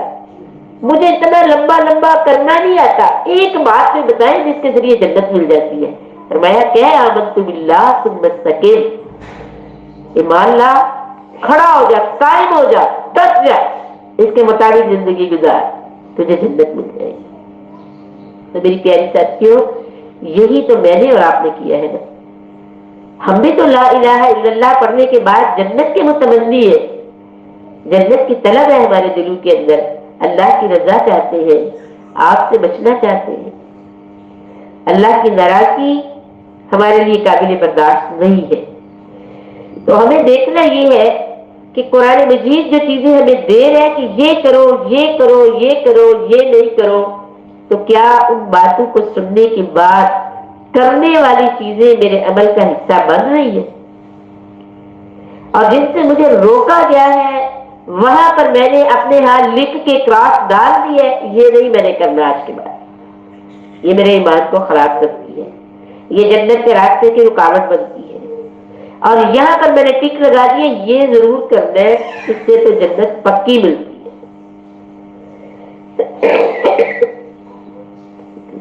تو والکاظمین الغیظ والعافین عن الناس، لوگوں کو معاف کر دینا، غصے کو پی جانا، یہ کیا ہے؟ میں قربان، واللہ یحب المحسنین، یہ ایسی نیکیاں ہیں جو اللہ کو بڑی محبوب ہے، اللہ تو بڑی محبوب ہے، میں قربان ہو جاؤں۔ میرے لاڈلے پیغمبر صلی اللہ علیہ وسلم فرماتے ہیں قیامت کا دن ہوگا اور اللہ رب الجلال اپنے بندوں کے حساب لے رہے ہوں گے، لوگ اسے باری باری لوگ آ رہے ہوں گے اور اللہ ان سے پوچھ رہے ہوں گے، ان سے سوالات کیے جا رہے ہوں گے، وہ جوابات دے رہے ہوں گے اور اقرار کر رہے ہوں گے اپنے گناہوں کا، یہ بھی میں نے کیا ہے۔ ایک شخص آئے گا اور اللہ تعالیٰ اس کو اپنے پاس کرے گا اور اس سے پوچھے گا کہ تم نے یہ گناہ کیے، وہ بڑے بڑے گناہوں کا اعتراف کرے گا، یہ بھی میں نے کیا، یہ بھی میں نے کیا، یہ بھی میں نے کیا، سارے گناہوں کا اعتراف کرتا جا رہا ہے اور اندر سے ختم ہوتا جا رہا ہے۔ اب میں جنت میں کیسے جاتا، کیسے جاؤں گا؟ جن باتوں سے میرے رب نے روکا تھا میں تو رکا ہی نہیں، جو باتیں جہنم کی طرف لے جانے والی تھی وہ تو ساری میں نے کر لی، اور جن باتوں کو کر کے جنت میں جانا تھا وہ تو میرے پاس ہے ہی نہیں، اب کیا ہوگا؟ اندر سے گھبرایا ہوا ہے اور نا امیدی کی کیفیت اس پہ طاری ہو رہی ہے، پریشانی اس کی بڑھتی چلی جا رہی ہے۔ اب رب کے سامنے جھوٹ بول نہیں سکتا، اسے پتا ہے کہ میں کیا جھوٹ بولوں گا، وہ دیکھا منظر اس نے باقی لوگوں کا کہ جو جھوٹ بولتا ہے اللہ تعالیٰ اس کے اپنے ہی جسم کو گواہ بناتا ہے۔ کبھی آنکھوں سے پوچھتا ہے بتا ذرا یہ کیا کر کے آیا، آنکھیں کہتی ہے یہ فحش منظر دیکھ کے آیا، رات کئی گھنٹے یہ گن دیکھتا رہتا تھا، دن کی تنہائیوں میں بھی یہ کچھ کرتا رہتا تھا، یہ فلاں انگلیوں سے پوچھا، انگلیوں کو اللہ دے گا زبان، یہ کہہ رہی ہے یہ ہم سے یہ لکھا کرتا تھا، ایسے میسج کرتا تھا، ایسے پیغامات دیا کرتا تھا، وہ بھی بول رہی ہے۔ اللہ تعالیٰ کانوں سے پوچھ رہے ہیں بتا بھائی یہ کیا کر کے آیا؟ اللہ یہ جھوٹی اور لغو گفتگو میں لذت لیا کرتا تھا، مزے کرتا تھا اس کے ساتھ، اپنا ہی جسم خلاف ہو گیا۔ قرآن کہتا ہے انسان کہے گا کہ میرے جسم کو کیا ہو گیا، یہ میرے خلاف بولتا ہے، اور زمین کو اللہ کہے گا، اس کے بیڈ روم کو اللہ کہے گا بتاؤ جی آپ کے ساتھ اس کا ٹائم گزرا ہے، 10 سال تیرے فرش پہ چلتا رہا، بیٹھا رہا، لیٹتا رہا، سوتا جاگتا رہا، کھاتا پیتا رہا، لوگوں سے ملتا رہا، تو نے اس کو کیسا پایا؟ وہ ساری خبریں وقال الانسان ما لها یومئذ تحدث اخبارها، زمین خبر بیان کر رہی ہے، انسان کہہ رہے اس سے کیا ہو گیا کہ میرے بیڈ روم کے فرش کو زبان کس نے لے لی ہے، یہ بول رہا میرے خلاف، یہ سب بولیں گے ساری۔ اب وہ ڈر ہے کہ میں جھوٹ کیسے بول سکتا ہوں، ادھر میں اپنی مرضی کی کوئی بات کروں گا، ادھر اللہ تعالیٰ میری زبان پہ مہر لگا کے میرے باقی اعضاء کو زبان دے دے گا اور پوچھے گا تم بتا دے، تو میں اس کو رد کیسے کر سکتا ہوں؟ اب وہ پریشان ہو گیا، اندر سے گھبرا گیا۔ جب اللہ تعالیٰ نے اس کے خوف کو پوری طرح اس پہ چھایا ہو، نا امیدی کی طرف ہونے لگا، تو اللہ کہتے اچھا سنو، وہ فلاں کو تو نے معاف کر دیا تھا، وہ جس نے بڑی زیادتی کی تھی تمہارے ساتھ، خوش ہو گیا, हाँ अल्लाह पाक इस वजह से कि तुझे पसंद है ना, मुझे पता चला कि तू इस बात से बड़ा राजी होता है जब तेरे बंदों को माफ किया जाता है, तेरी खुशी के लिए मैंने उसको माफ कर दिया था. मैं कुर्बान हो जाऊं. मेरा रब कहता है तू मेरा बंदा हो के मेरे बंदे को तूने माफ कर दिया. मैं तो रब हूं, मेरा तो दिल तुझसे बड़ा है, मेरा तो सिर्फ तुझसे बड़ा है. जितनी चीजों का तुमने इकरार किया है ना, इस नेकी के बदले मैं तेरे सारे गुनाह माफ करता हूं. बड़ा शर्मिंदा शर्मिंदा सा वापिस, अब सारी दुनिया सामने है, अल्लाह के सामने मैंने सारी बातें मानी है, अब लोग क्या कहेंगे. तो अल्लाह बोलेंगे इधर आओ, देखो मैंने तो तुम्हें अपनी चादर के नीचे किया हुआ है, किसी को भी नहीं पता मेरी और तेरी क्या बात हुई है. पूरी शान के साथ जा जन्नत में, जाओ जन्नत की तरफ चले जाओ. ये माफ करने का सिला है. अपनों को माफ कर देने से रब ऐसे राजी हो जाता है, सारे गुनाह माफ कर देता है. मेरी प्यारी साथियों, इसको अल्लाह ने कहा है वल्लाहु युहिब्बुल मुहसिनीन, मुझे ये नेकियां बड़ी पसंद है. तो ये आज मैं और आप लिख लेते हैं. ये बड़ा अमली तौर पर मुश्किल है जब हमें कोई तंग कर रहा होता है, जब कोई हमारी पसंद के खिलाफ चल रहा होता है, जब बिला वजह कोई हमें डांटना शुरू कर देता है, जब बगैर वजह की हमारे ऊपर कोई बात आ जाती है, तो फिर उस बंदे को माफ करना बड़ा मुश्किल हो जाता है और दिल साथ नहीं देता. और अजीब से अगर हम कभी मजबूर किसी प्रेशर में आके अपनी जुबान बंद कर भी लेते हैं तो अंदर एक जख्म रहता है और एक गुस्सा होता है और उस बंदे से मोहब्बत नहीं रहती, रिश्ता कमजोर पड़ जाता है. तो अल्लाह क्या कहते हैं, अगर तुम अपने अंदर को मजबूत कर लो ना, अपने दिल को मजबूत करो और मेरे बंदे को माफ कर दो, उससे उसी तरह का प्यार करो, उसी तरह उसके हकूक अदा करो जो मैंने तुम्हें दिए हुए हैं कि ये तुम्हारा हक है, तुमने ये करना है. मेरी मोहब्बत में सब वो करते रहो. अगरचे कभी रहेगी दिल के अंदर तो बात निकालना कभी हमारे पास नहीं, यानी उस वक्त तक जब मेरे इससे ज्यादा निकाल दूं ये मेरे बात में नहीं है. ख्याल आ जाता है बार बार, मुझे कभी याद आ जाती है, तो उसमें तो कोई ज्यादा पकड़ नहीं है क्योंकि जहां मेरे इख्तियार में वहां मेरी पकड़ नहीं है. लेकिन जहां मेरे इख्तियार है मैं उस चीज को अपने से अलग कर सकती हूँ, अपने दिल से उस चीज को निकाल सकती हूँ. लेकिन मैं नहीं निकाल रही, बल्कि मैं जिधर मौका मिलता है मैं दूसरों को भी बताती हूँ कि इन्होंने तो मेरे साथ ऐसे किया, ये मैं ही हूँ जो इनके साथ इतना अच्छा रह रही हूँ. हर इंसान अपनी जात से बहुत मोहब्बत करता है और अपने आप को बहुत बेहतर समझता है. अपनी इस्लाह इसी वजह से हमसे नहीं हो पाती कि हम अपने आप से मुतमईन हो रहे होते हैं कि शायद मैं बहुत ठीक हूँ, जबकि कमियां कोताहियां हम सब के अंदर होती है और वो रहती है इसलिए कि हमने मुसलसल जिद्दोजहद करनी है. जब तक यानी कयामत तक हक व बातिल की कशमकश तो है ना और वो रहती है, तो वो मेरे साथ भी है हक व बातिल की कशमकश. कभी बातिल मुझे अच्छा लगता है, हक जो है उससे मुझे बेजारी होने लगती है, मुझे गुस्सा आने लगता है, मेरे से नहीं होता, मैं क्या करूं. इस तरह का रवैया हमारा हो जाता है और ये कशमकश बाकी रहती है. इस सिलसिले में अपने आप को हमें मजबूत करना है, अपनी तरबियत करनी है, अपने आप को कुरान और हदीस के साथ जोड़ना है और ऐसी चीजें पढ़नी है जो हमारे हौसले को बुलंद करे, जो हमें उम्मीद दिलाए, जो हमारी रग़बत में इजाफा करे कि हमें नेकी का सिला क्या मिलने वाला है, हमें इसका इनाम क्या मिलने वाला है. तब हम ऐसा कर सकते हैं. इसके बाद यानी इसी को दोबारा मैं आपके सामने एक दफा रखती हूँ कि वो कौन से काम है. 6 काम हम अगर करें हम अल्लाह ताला के महबूब बंदों में अपना नाम लिखवा सकते हैं. हम में से कौन चाहता है कि हम अल्लाह के मुकर्रब लोगों में शामिल हो जाए. हम सब चाहते हैं अल्लाह हमें उन लोगों में शामिल करे. ये देखें जरा, 6 काम करेंगे तो आपका नाम लिखा जाएगा. पहला ना काम मुत्तकी, तकवा, दिल के अंदर तकवा पैदा करे, अल्लाह का डर हर वक्त हमें लगा रहे, उसकी नाराजगी का खौफ हमें बेचैन रखे, हर वक्त बेचैन, खुले और छुपे खर्च करना. नंबर 2. नंबर 3 गुस्से को पी जाना. नंबर 4 दूसरे लोगों की गलतियों को माफ कर देना. नंबर 5 اپنے رب سے اپنے قصوروں کی معافی مانگنا ہے، توبہ کرتے رہنا ہے۔ اور میں قربان ہو جاؤں، میرے پاک پیغمبر صلی اللہ علیہ وسلم فرماتے ہیں کہ قیامت کے دن جس کے نامہ اعمال سے استغفار کی کثرت نکل آئے گی وہ خطرے سے نکل جائے گا۔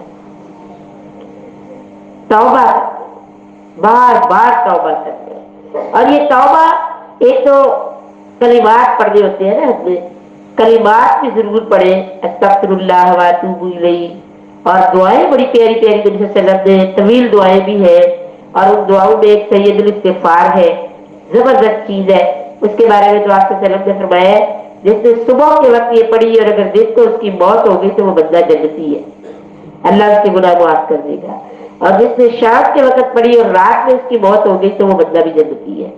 سید الاستغفاری آپ میں سے اکثر لوگوں کو آتی ہوگی اور آپ پڑھتے ہوگی۔ بھارت اس کو اگر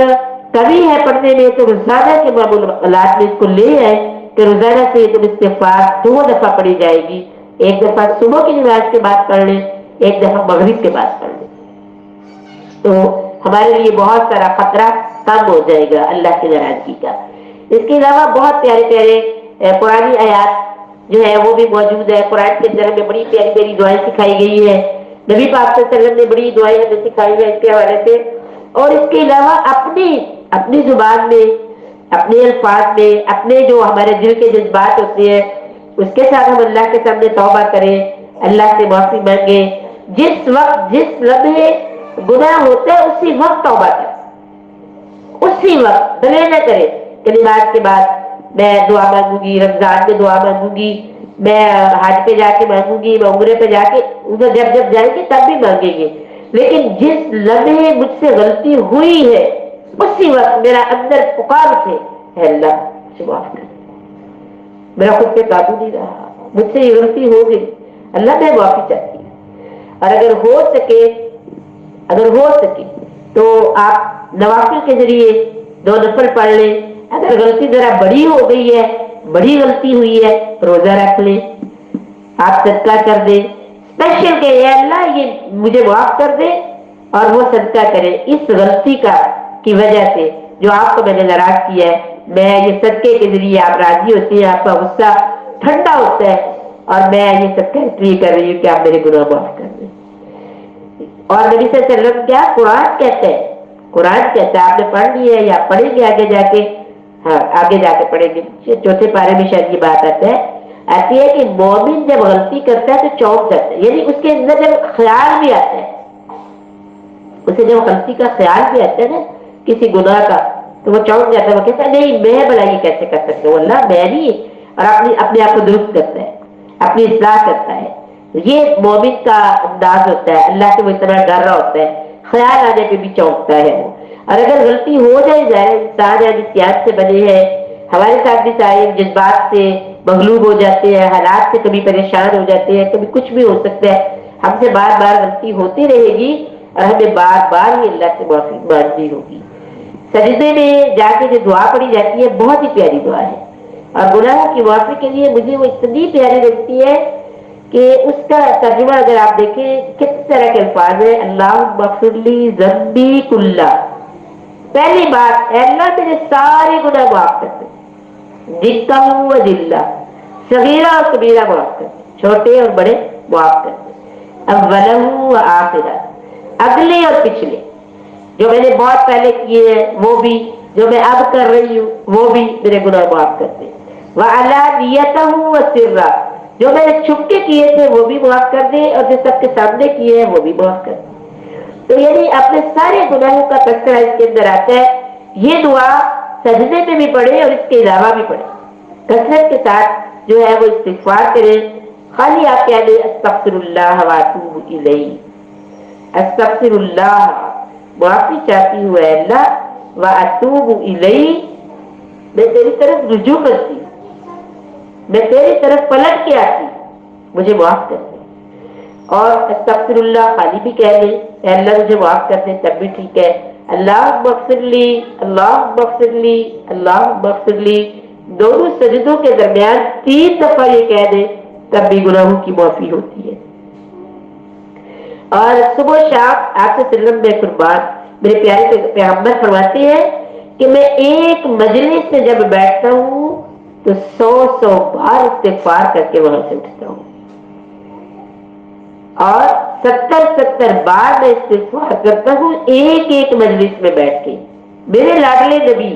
صلی اللہ علیہ وسلم جو معصوم ہے، جو سید الانبیاء ہے، جو جنت کے سردار ہیں، سب سے پہلے جنت میں داخل ہونے والے اور اللہ کے سامنے اجازت لینے والے، جنت کو کھولا جائے، میرے پاک پیغمبر صلی اللہ علیہ وسلم فرماتے ہیں میں ایک ایک نشست میں بیٹھے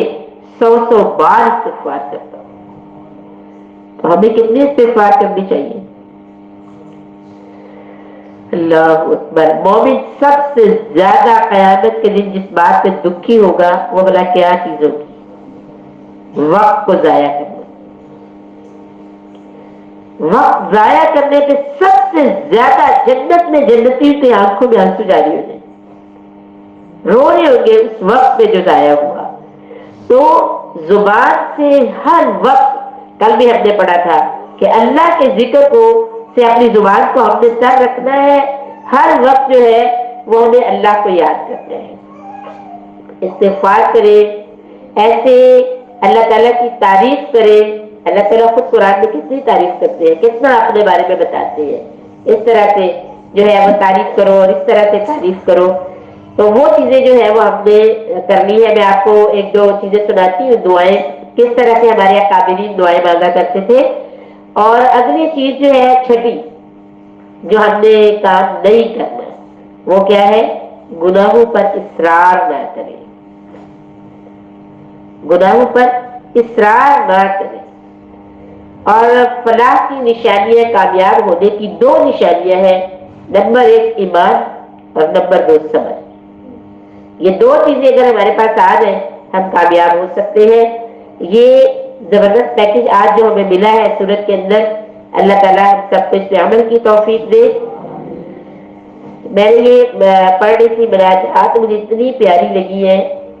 میں آپ کے سامنے رکھی ہوں، کیسے دعا کرتے تھے ہمارے اکابرین۔ حضرت علی رضی اللہ جب اللہ تعالیٰ سے دعا کرتے تو کس انداز سے کرتے؟ اے معبود، میں وہی ناچیز ہوں جس کی تو نے پرورش کی، لہذا میں تیری تعریف بیان کرتا ہوں۔ میں وہی حقیر ہوں جسے تو نے سربلند کیا، میں تیری تعریف بیان کرتا ہوں۔ میں وہی بے قدرہ ہوں جس کی تو نے عزت بڑھائی ہے، میں تیری تعریف کرتا ہوں۔ میں وہی ذلیل ہوں جسے تو نے سرفراز کیا ہے، میں وہی سائل ہوں جس میں تو نے عطا کیا ہے۔ میں وہی رغبت رکھنے والا ہوں جسے تو نے راضی کر دیا ہے، میں وہی محتاج ہوں جسے تو نے غنی کر دیا ہے، اور میں وہی گمراہ ہوں جسے تو نے راستے پر لگا دیا ہے۔ میں وہی جاہل ہوں جسے تو نے علم عطا فرما دیا ہے، اور میں وہی گمنام ہوں جسے تو نے شرف دیا ہے۔ میں وہی خطا کار ہوں جسے تو نے معاف کر دیا ہے۔ اے اللہ، تعریف صرف تیری ہے۔ اللہ اکبر۔ بہت ہی پیارا انداز ہے، اللہ کو تعریف کرنا بہت پسند ہے۔ حضرت ذوالنورین جو رحمت اللہ مصری ہے، وہ اس طرح سے اپنے رب کو جو ہے وہ پکارا کرتے تھے، اے اللہ، حیوانات کی آوازوں میں، درختوں کے پتوں کی سرسراہٹ میں، موجوں کے شور میں، پانی کے بہاؤ میں، پرندوں کے نغموں میں، شفق کی سرخی میں، طلوع آفتاب کی روشنی میں، ہواؤں کی سنسناہٹ میں اور بجلی کی کڑک میں، غرض ہر شے میں تیری توحید، ذاتی کی شہادت اور تیری یکتائی کی دلیل ہے۔ پھر کہتے کہ میں یقین رکھتا ہوں کہ تو بے نظیر ہے، تو بے مثل ہے، اور میں یقین رکھتا ہوں کہ تو حاضر و ناظر ہے، تو عالم ہے، تو قادر ہے، تو عادل ہے، تو حکیم ہے۔ تیری ذات ہر قسم کے عیوب اور نقائص سے پاک ہے۔ تو جہالت و حماقت، نادانی، ظلم اور کذب سے منزہ ہے۔ میں تمام مصنوعات میں تیری صفت اور قدرت کا مشاہدہ کرتا ہوں، مجھے توفیق عطا فرما کہ میں تیری رضا طلب کروں اور میری رضا اسی طلب میں ہو جائے، آمین۔ آخری میں آپ کو حضرت رابعہ بصری کی مناجات جو ہے وہ سنا کے بات کو ختم کرتی ہوں۔ حضرت رابعہ بصری جو ہے وہ عشاء کی نماز کے بعد ان کا معمول تھا، وہ عشاء کی نماز کے بعد چھت پر چلی جاتی اور اللہ کے حضور میں التجا کرتی، کہتی کہ اے پروردگار، ستارے روشن ہو گئے، لوگ سو گئے، بادشاہوں نے دروازے بند کر لیے، ہر حبیب اپنے حبیب سے محو حلوت ہے اور میں یہاں تیرے سامنے کھڑی ہوں، تو میرا محبوب ہے نا، میں یہاں تیرے سامنے کھڑی ہوں۔ پھر ساری رات نماز پڑھتی، فجر ہونے پر تلاوت قرآن میں مشغول ہو جاتی، جب روشنی پھیل جاتی تو کہتی اے خدا، رات گزر گئی ہے، دن آ گیا ہے، کاش مجھے پتہ چل جائے تو نے میری نماز قبول کر لی ہے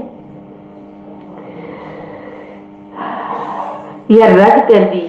تیری عزت کی قسم میرا یہی طریقہ رہے گا، جب تک تو مجھے جواب نہ دے گا یا تیری مدد مجھے نہ آ جائے گی، قسم ہے تیری عزت کی، اگر تو مجھے اپنے دروازے سے دھتکار بھی دے گا تو میں نہ ٹلوں گی، کیونکہ میرے دل میں تیری محبت گھر کر گئی ہے۔ کبھی آپ اللہ تعالیٰ سے یوں کہتی اے اللہ، میں اپنے قول و فعل سے تیری پناہ چاہتی ہوں، ہر اس چیز کے بارے میں جو مجھے تیرے سوا کسی اور میں مشغول کر دے، اور ہر حائل ہو جانے والے سے جو میرے اور تیرے درمیان حائل ہو جائے۔ اے میرے آقا، مقرب بندے حلوتوں میں تیرا قرب ڈھونڈتے ہیں، سمندروں میں مچھلیاں تیری عظمت کے گیت گاتی ہے اور تیرے مقدس جلال کی وجہ سے موجیں ایک دوسرے سے ٹکراتی ہیں۔ کیا زبردست انداز ہے ہمارے اکابرین کا، کس طرح وہ اپنے رب سے باتیں کرتے ہیں۔ ہم بھی ذرا دیکھیں کہ ہمارے اندر، ہر انسان کے اور خواتین کے اندر تو کوئی خاص اللہ تعالیٰ نے یہ چیز رکھی ہوتی ہے نا، محبت والی، اور صلاحیت بھی اللہ تعالیٰ نے عورتوں کو زیادہ دی ہے۔ اللہ کے نبی نے کیا کہا ہے، یہ عورتیں، فرمایا عورت کے فتنے سے بچو، بنی اسرائیل بھی عورتوں کے فتنے میں مبتلا ہو کے تباہ ہوئے، اور پھر کہا کہ یہ عورت کے اندر اللہ نے یہ صلاحیت رکھی ہے، یہ بڑے بڑے مرد جو پہلوان بنے پھرتے ہیں انہیں بھی گرا دیتی ہے۔ تو یہ اللہ نے ہمارے اندر چیز رکھی ہے، عورت کے اندر محبت بے پناہ ڈالی ہے اس کے دل کے اندر، اور اس کو انداز بھی دے دیا ہے محبت پہنچانے کا۔ میری بہت پیاری ساتھی ہے، میری محبتوں کا سب سے بڑا حقدار میرا رب ہے، وہی میری محبتوں کا محور، وہی میری محبتوں کا مرکز۔ میری زبان اگر تعریف کرے گی تو اس کی کرے گی، اگر اظہار محبت کرے گی تو اس کے ساتھ کرے گی، اور اگر تنہائیوں میں اپنے دل کی جو باتیں ہیں وہ کسی کو بتائے گی تو وہ رب کی ذات ہوگی۔ یہ ہمیں کرنا ہے، اور اسی کے ذریعے ہماری محبتیں پروان چڑھے گی، اللہ سے ہماری محبت زیادہ ہوگی۔ اور اللہ تعالیٰ نے، آپ پڑھ گئے ہیں سورہ بقرہ کے اندر، اللہ نے مومن کی صرف کیا بیان کی ہے، والذین آمنوا اشد حبا للہ، مومن اللہ سے زیادہ کسی سے محبت نہیں کرتا، سب سے زیادہ جو مومن کی محبت ہوتی ہے وہ اپنے رب کے ساتھ ہوتی ہے۔ تو ہمیں کبھی کبھی اپنی محبتوں کا جائزہ لینا چاہیے، میرا رب میرے دل میں کہاں پر ہے، کدھر ہے؟ اور جب ہم اپنے رب کو ڈھونڈتے ہیں نا، بہت دکھ سے یہ بات کہہ رہی ہوں، ہمیں ملتا ہی نہیں ہے دل کے اندر۔ میرے دل میں میرے شوہر، میرے دل میں میرے بچے، میرے دل میں میرے والدین، میرے دل میں اس دنیا کی ٹھاٹ باٹ، میرے دل میں بہت کچھ ہے،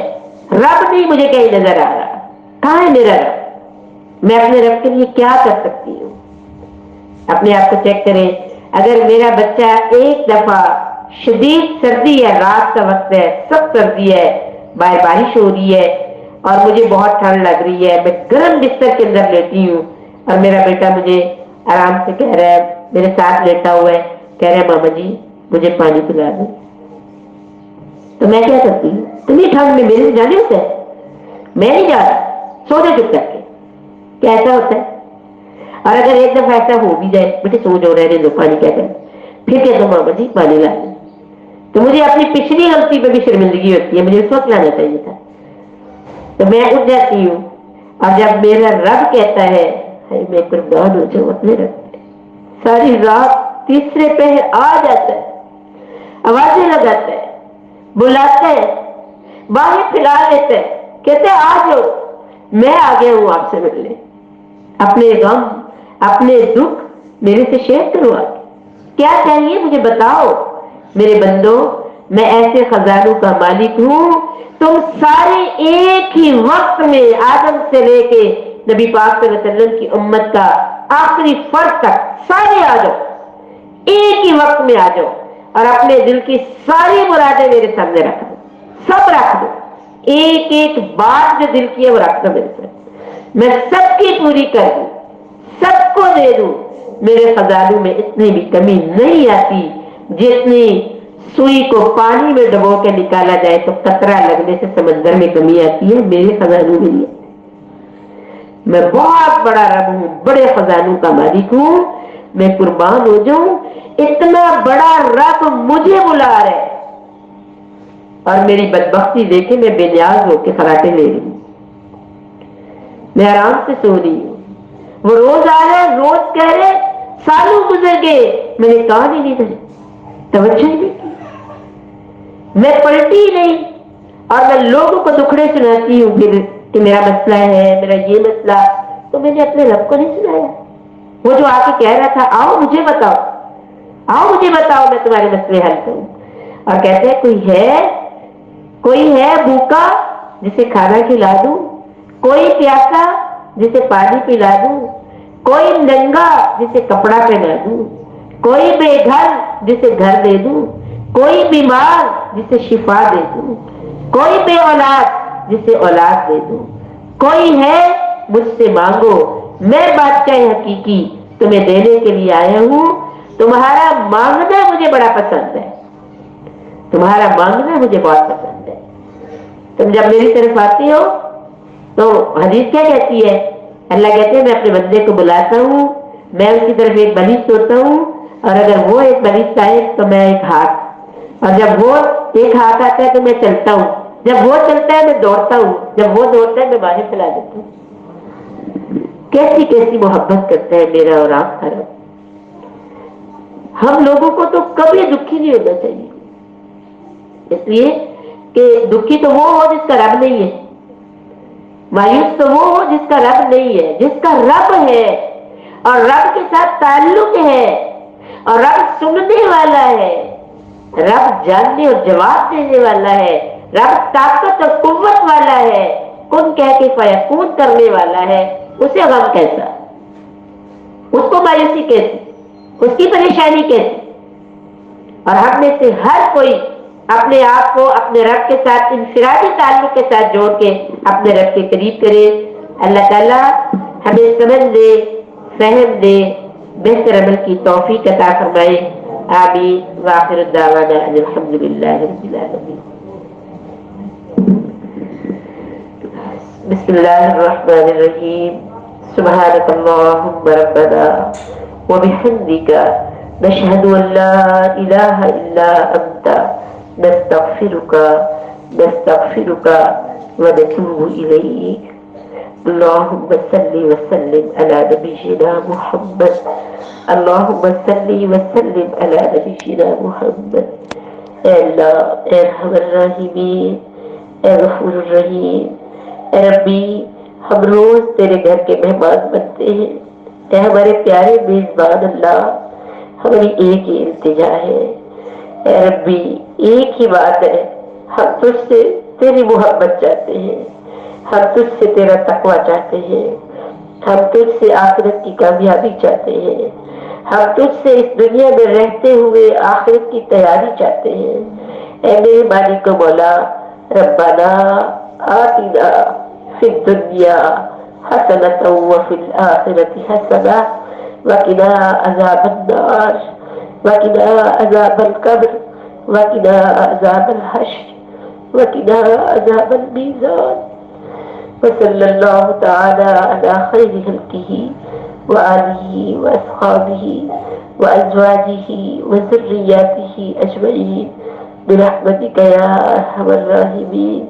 آمين يا رب العالمين۔